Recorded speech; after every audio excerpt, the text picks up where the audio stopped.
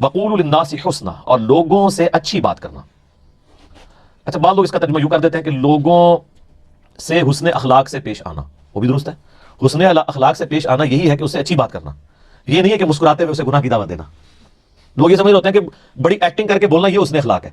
हुस्न अखलाक यह है कि अखलाकियात क्या है, हम किन चीज़ों को गैर अखलाकी कहते हैं, जो अंबिया की तालीमात के मुखालिफ होती हैं। जो अंबिया इकराम अलैहिस्सलाम ने चीज़ें तालीम फरमाई हैं वो आला दर्जे की अखलाकियात हैं।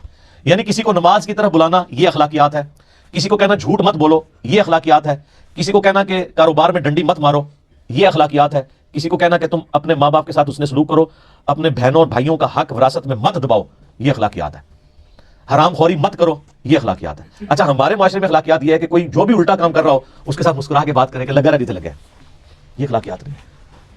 ये इंडिया पाकिस्तान बांग्लादेश की अखलाकियात है।